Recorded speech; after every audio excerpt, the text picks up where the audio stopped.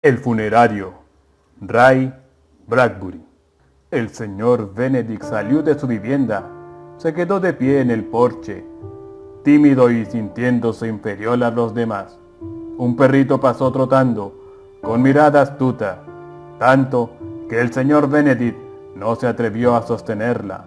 Un chiquillo atisbó a través de la verja de hierro forjado que rodeaba el cementerio, al lado de la iglesia, y el señor Benedict parpadeó bajo la penetrante curiosidad del niño.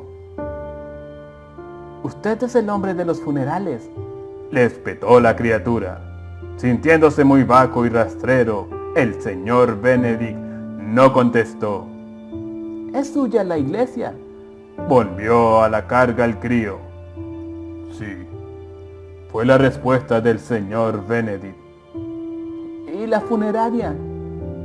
«También». «¿Y el cementerio? Las losas y las tumbas?» «También», repitió el señor Benedict con cierto orgullo. Era verdad y asombroso al mismo tiempo, una racha de buena suerte que le había mantenido muy ocupado durante largas noches muchos años atrás. Primero había edificado la iglesia y el patio, con unas cuantas tumbas cubiertas de musgo, cuando los baptistas se trasladaron a la parte alta de la población. Después construyó una pequeña funeraria de estilo gótico, naturalmente, y la cubrió de hiedra, añadiendo una vivienda para él al fondo. La muerte le resultaba muy conveniente al señor Benedict. Hacía entrar y salir a las personas de la funeraria y la iglesia con un mínimo de confusión y un máximo de bendición sintética. No había necesidad de ninguna procesión en el funeral. Esto era también lo que declaraba su anuncio en el periódico de la mañana. Salir de la iglesia y a la tierra con la misma suavidad de un silbido. Además, solo se usaban los mejores balsámicos. El niño continuaba mirándolo y el señor Benedict se sintió como una vela apagada por el viento. Era tan inferior. Todo lo que vivía o se movía lo ponía melancólico y carianco acontecido. Continuamente estaba diciendo sí a la gente, sin atreverse a discutir, objetar o decir no. Fuese con quien fuese, si el señor Benedict encontraba a alguien en la calle, le miraba la nariz, contemplaba las orejas o examinaba el cabello con sus ojillos tristones, que nunca miraban en línea recta, y cogía la mano de su interlocutor entre las suyas, tan frías como si se tratase de un precioso don, diciendo: «Es usted, señor, definitiva, irrevocable, completamente correcto». Pero cuando hablaba con alguien, jamás escuchaba lo que el otro le decía. «Vaya», exclamó de pie en el porche, «eres un chiquillo delicioso». Tenía miedo de no acabar de gustarle del todo al niño. El señor Benedict descendió los peldaños del porche y cruzó la verja, sin volverse a mirar ni una sola vez a su funeraria. Aplazaba este placer para más tarde. Era muy importante que las cosas viniesen paso a paso. De nada le serviría ahora pensar en los cuerpos que esperaban el servicio de su talento allí dentro. No, era mejor seguir su rutina diaria. Y con esto empezaba su conflicto. Sabía exactamente hasta qué punto podía y debía encolerizarse. La mitad del día la pasaba yendo de un sitio a otro de la población, permitiendo que la superioridad de los convecinos lo apabullasen, dejando que su propia inferioridad le disolviese, lo bañase en sudor, oprimiese su corazón y pusiese nudos en su cerebro. Habló con el señor Roger, el farmacéutico, con una charla ociosa sin sentido, y se guardó todos los insultos, entonaciones maliciosas y los pequeños dardos de aquel le dedicó. El señor Roger siempre tenía algo desagradable que decir respecto a un funerario. Rió el señor Benedict al escuchar un chiste contra sí mismo, a pesar de que hubiera querido llorar de rabia. Entonces, usted es un témpano de hielo, terminó el señor Roger aquella mañana. Un témpano de hielo, repitió el señor Benedict. Fuera de la farmacia, el señor Benedict se tropezó con el señor Stevenson, el contratista. El señor Stevenson consultó su reloj para calcular cuánto tiempo podía dedicarle a Benedict antes de acudir a una cita. «Ah, hola, Benedict», gritó Stevenson. «¿Qué tal va el negocio? Seguro que pones en él todo tu empeño, ¿no es verdad? Debes defenderlo con uñas y dientes». «Sí, sí», rió vagamente el señor Benedict. «¿Y sus negocios qué tal van, señor Stevenson?» «Oh, ¿cómo tienes las manos tan frías, Benny, querido muchacho? Vaya apretón de manos tan helado.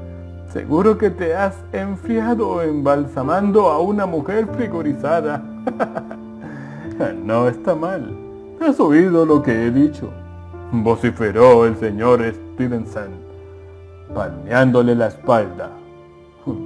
Bueno, asintió el señor Benedict. «Hace un buen día, ¿verdad?».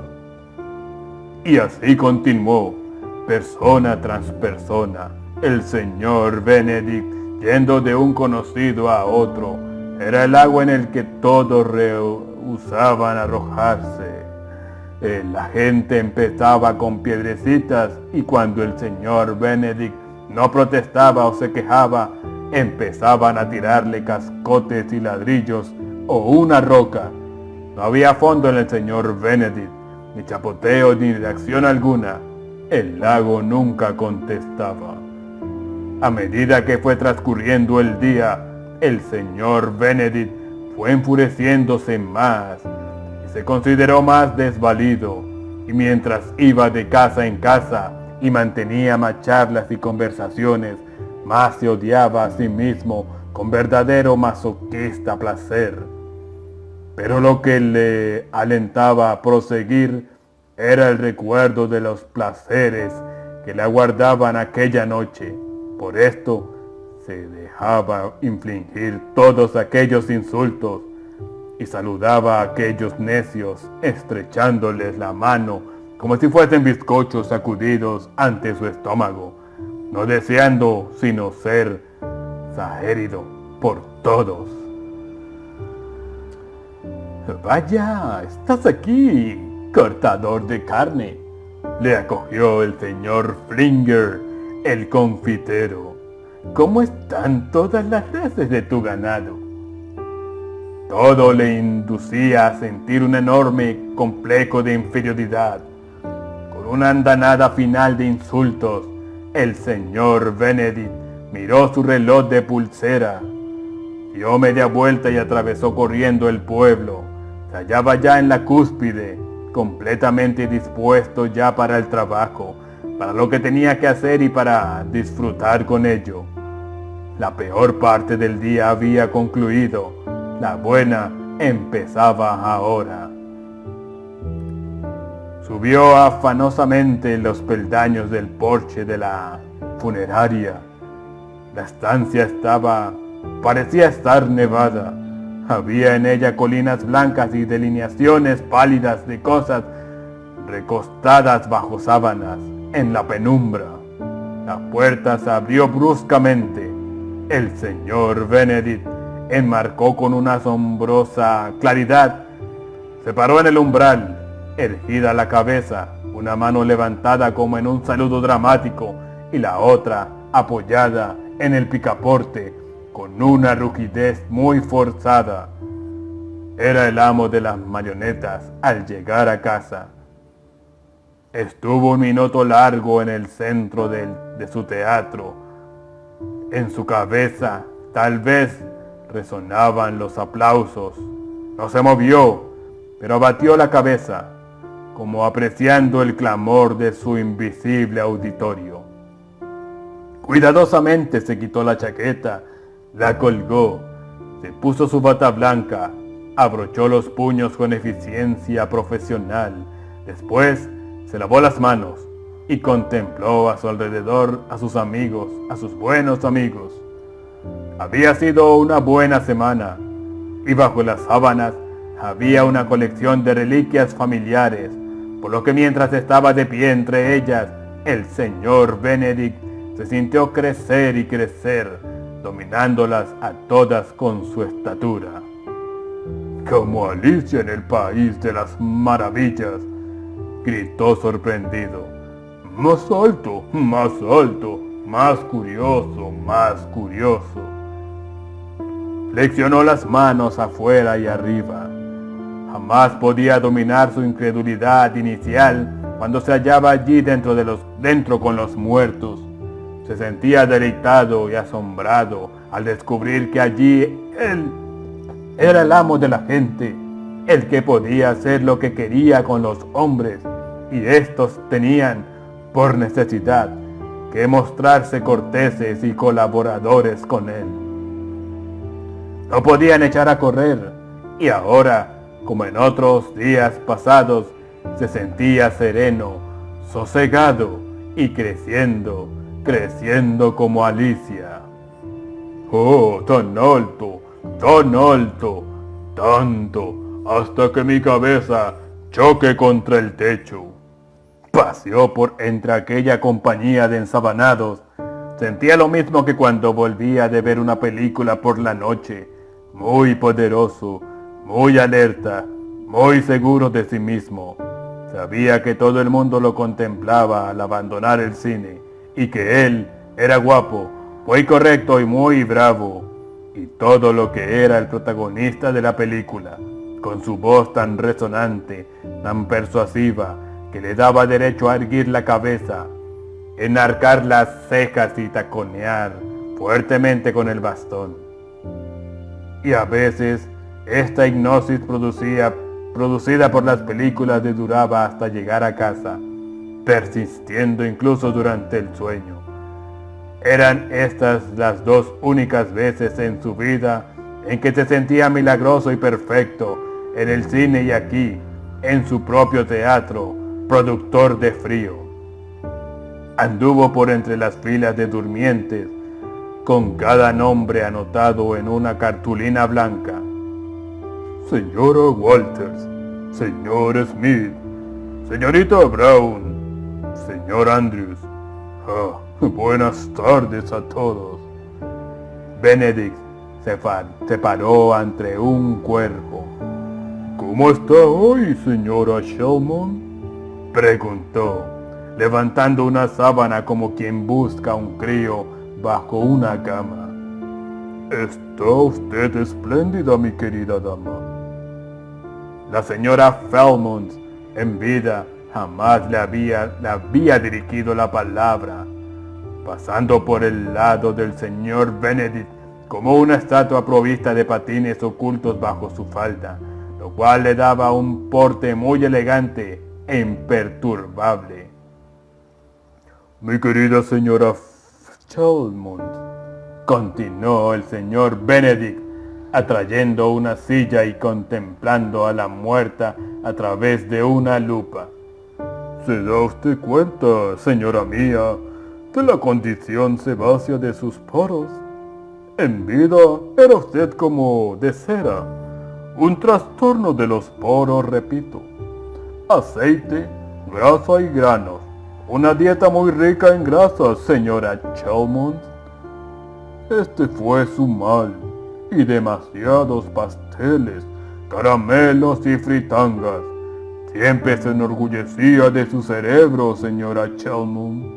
juzgándome como un peñique bajo la planta de su pie, o menos todavía, y mientras tanto se entregó usted a las delicias de las limonadas, los gin tonics y las sodas, y se creyó usted tan superior a todo que ya ve lo que ahora le ocurre. Saliera Chalmont. Realizó en la muerta una operación perfecta, cortándole el cuero cabelludo en círculo. Le alzó el cráneo y le quitó su cerebro. Después preparó una mezcla de caramelos de todos los colores, junto con terrones de azúcar, y lo envolvió todo dentro del cráneo vacío, junto con una tarjetita que en rojo decía: Dulces sueños. Acto seguido, colocó la tapa del cráneo en su lugar, así como el cuero cabelludo. Lo cosió todo y ocultó las costuras con cera y polvos. ¡Ya está!, exclamó en voz alta al terminar. A continuación, se trasladó a la mesa contigua. Buenas tardes, señor Green. Buenas tardes. ¿Cómo está hoy su odio racial, señor Green? Oh, puro, blanco y limpísimo, señor Green. Tan blanco como la nieve, como el lino, es usted, señor Green.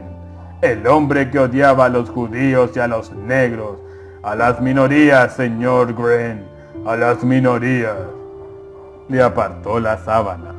Señor Green, mire a un miembro de una minoría. Yo, la minoría de los inferiores, de los que solo hablan en susurros, de los que temen hablar en voz alta, de los que se asustan por todo, hasta de los ratones. ¿Sabe qué voy a hacer con usted, señor Green? Primero, le sacaré toda la sangre, mi intolerante amigo. La sangre fue extraída. Y ahora, la inyección de, como usted decía, el líquido embalsamador. Y el señor Green, blanco como un campo de nieve, puro como el lino, permaneció inmóvil mientras el líquido iba entrando en su cuerpo. El señor Benedict se echó a reír. El señor Green se volvió negro, negro como el carbón, negro como la noche. El líquido embalsamador era tinta. Hola, Esmond Ward.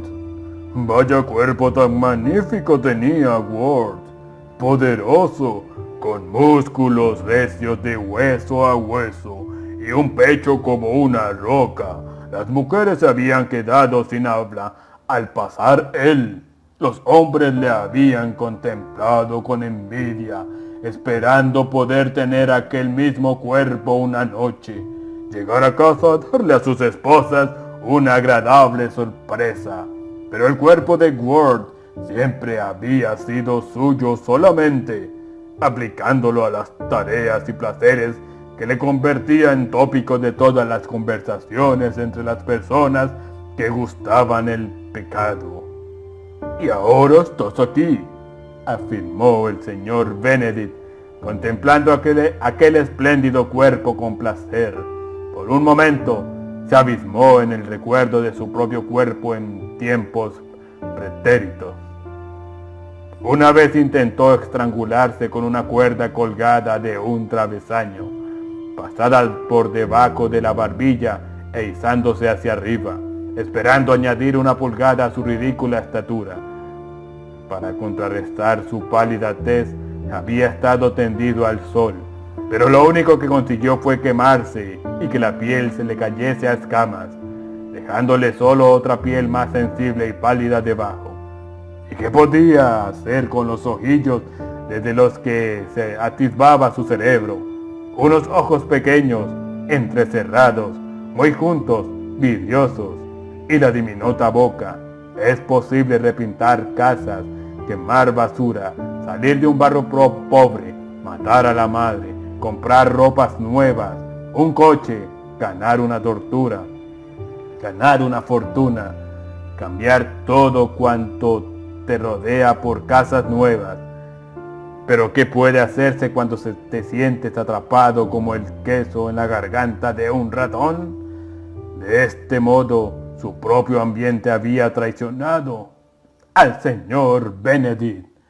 Su propia piel, su propio color, su propia voz no le daban la menor oportunidad para moverse en un mundo brillante y vasto, donde los hombres barbillean a las mujeres, besándoles la boca, estrechando también las manos de los amigos y fuman cigarros aromáticos. Pensando de esta manera, el señor Benedict se irguió sobre el magnífico cuerpo de Edmund Ward, le cortó la cabeza, la colocó en un ataúd sobre una pequeña almohada de satén, cara arriba, y luego puso 190 libras de ladrillos dentro del mismo ataúd, metiendo unos coquines dentro de una chaqueta negra con una camisa blanca y una corbata para fingir la parte superior del cadáver, y cubrió el conjunto con un paño de terciopelo negro hasta la barbilla. La ilusión era perfecta. Luego metió el cuerpo dentro de un frigorífico. Cuando yo muera, dejaré una orden específica, señor Ward, para que me corten la cabeza y la entierren con su cuerpo. Por entonces, tendré ya un ayudante que ejecutará este acto por dinero, ya que en vida no he podido poseer un cuerpo que incite al amor. Al menos lo tendré en muerte. Muchas gracias. Y atornilló la tapa del ataúd sobre Edmund Ward. Puesto que la costumbre del pueblo era que la gente fuese enterrada con los ataúdes cerrados durante el servicio, ello le daba oportunidad al señor Benedict de vengar sus represiones con sus desvalidos huéspedes. Metía a algunos en los ataúdes boca abajo, otros boca arriba o en posturas obscenas. Se divirtió mucho una vez con un grupo de solteronas que murieron una tarde en un accidente de coche cuando se dirigían a tomar el té. Eran unas charlatanas muy famosas que siempre habían juntado sus cabezas para sus maliciosos comentarios. Lo que no supo la gente que asistió al funeral, los 3 ataúdes estaban cerrados, era que, como en vida, las 3 mujeres estaban embutidas en una sola caja, con las cabezas juntas eternamente, a fin de que pudieran seguir murmurando fría, petríficamente. Los otros 2 ataúdes estaban llenos de guijarros, conchas, retazos de tela. Fue un servicio estupendo. Todo el mundo lloró. Estas 3 pobres mujeres inseparables, separadas por fin. Todos sollozaban. Sí, afirmaba el señor Benedict, hurtando el semblante y fingiendo un profundo dolor. Como no le faltaba el sentido de justicia, el señor Benedict enterró a un hombre muy ricachón completamente desnudo. A un pordiosero le enterró envuelto en una túnica dorada, con monedas de $5 por botones y otras de 20 en cada párpado. Y a un abogado no lo enterró, sino que lo incineró, y su ataúd solo contenía el cuerpo de un gato montés que había cazado un domingo el señor Benedict. El señor Benedict, mientras tanto, iba de un cadáver a otro, hablando con todas las figuras ensabanadas y contándoles sus secretos. El último cuerpo del día era de un tal Merriwell Blight, un anciano que sufría comas y catalepsia. El señor Blight ya había estado varias veces a punto de ser enterrado, pero en cada una había revivido a tiempo de impedir aquella catástrofe. El señor Benedict apartó la sábana de la cara del señor Blight. El señor Merriwell Blight entreabrió los párpados. ¡Ah!, gritó el señor Benedict, dejando caer la sábana. Chilló la voz debajo de la tela. El señor Benedict cayó contra la losa, sintiéndose de repente sobrecogido de espanto, enfermo. «¡Sáqueme de aquí!», continuó la voz del señor Merriwell Blythe. «¡Está usted vivo!», murmuró el señor Benedict, volviendo a apartar la sábana.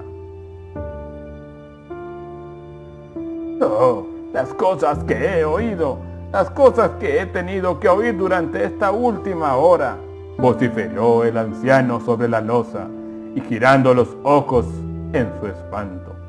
«Aquí, encima, sin poder moverme, no escuchando su insano monólogo. ¡Oh, monstruo de maldad!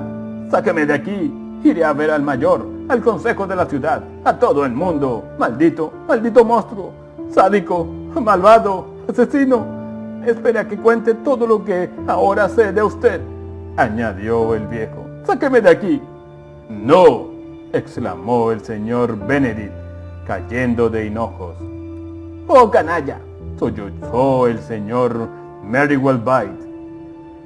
«Pensar que eso ha estado sucediendo en nuestra ciudad durante tantos años, sin que supiésemos los terribles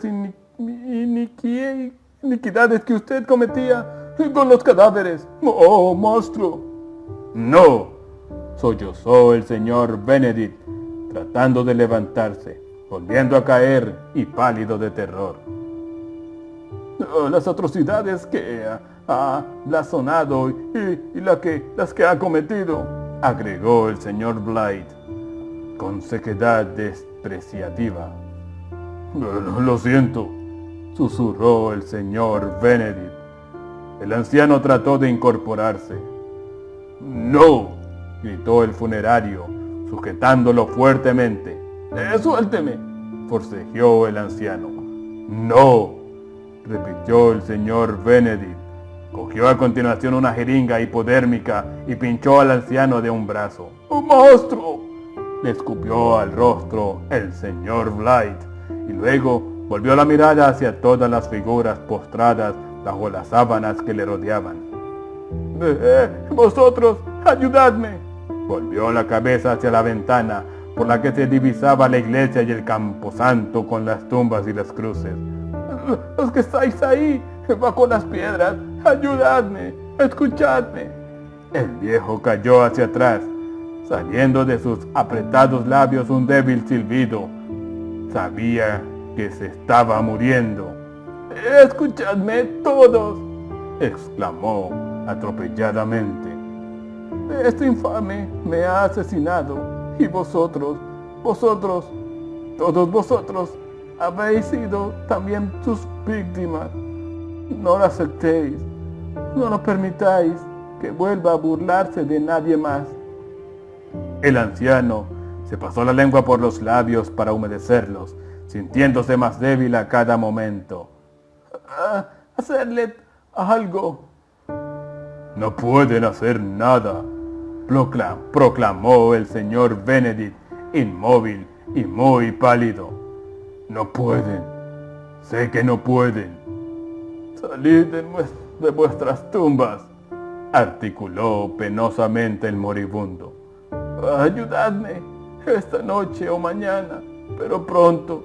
Salid y acabad con él, con este canalla tan terrible». Y el señor Merriwell Blythe se anegó en llanto. «Es usted un necio», murmuró el señor Benedict. «Se está muriendo y solo dice majaderías». Pero apenas podía mover los labios y sus ojos estaban desmesuradamente abiertos. «Vamos, muérase de una vez, maldito». «Todos afuera», gritó el viejo. «Todos fuera. Ayudadme». «Por favor, cállese», le suplicó el señor Benedict. «No quiero oírlo más». De pronto, la estancia se oscureció. Era de noche. Era muy tarde. El anciano continuó murmurando, cada vez más débilmente. Por fin, sonriendo, dijo: «Todos han sufrido por usted, canalla, pero esta noche se quedarán y harán algo. Y el anciano falleció. La gente afirmó que aquella noche se había producido una explosión en el cementerio, o más bien una serie de explosiones, una mezcolanza de cosas muy raras, un movimiento, una violencia, un desvarío. Hubo mucha luz y relámpagos, y lluvia, y las campanas de la iglesia tocaron arrebato. Cayeron piedras, unas bocas lanzaron terribles juramentos, y los objetos volaron por el aire. Hubo una persecución, un griterío, muchas sombras, todas las luces de la funeraria encendidas, y en su interior cosas que se movían, frenética, agitadamente, ventanas desquiciadas, puertas arrancadas de sus goznes, hojas caídas de los árboles, verjas desconchadas, y al final una visión del señor Benedict corriendo, desapareciendo. Las luces se apagaron y se oyó un alarido que solo pudo lanzar el señor Benedict. Después, nada, silencio. La gente de la población entró a la funeraria en la mañana siguiente. Registraron la estancia y la iglesia adyacente y al final salieron al cementerio. Allí no hallaron más que sangre, una inmensa cantidad de sangre que lo salpicaba todo, como si hubiese caído del cielo por la noche, pero ni la menor señal del señor Benedict.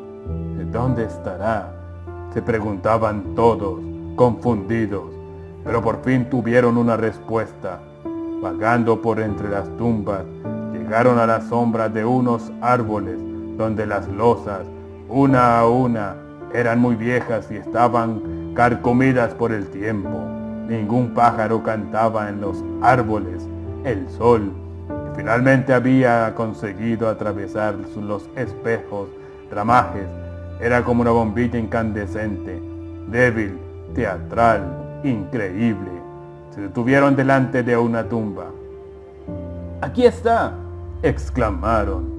Se inclinaron para examinar más de cerca la losa cubierta de musgo y lanzaron un alarido general, recientemente grabado sobre la losa como por unos dedos muy débiles. En realidad, era todo producto de las uñas. Leyeron un nombre: Señor Benedict. «Mirad, aquí», chilló alguien de repente. Todos acudieron. «Esta losa, y esta también», añadió el vecino del pueblo, señalando otras 5 tumbas. Todas fueron examinadas detenidamente, presos del más profundo estupor. En cada losa se veían los mismos arañazos con idéntico mensaje: Señor Benedict. La gente estaba aterrada. «Es imposible», gritaron débilmente. «No puede estar enterrado bajo todas estas piedras a la vez». Permanecieron largo rato en el cementerio. Instintivamente se contemplaron en silencio y luego miraron hacia la sombra de los árboles. Esperaban una respuesta. Con un leve barboteo, uno de ellos se limitó a preguntar: «¿De veras? No puede». Fin.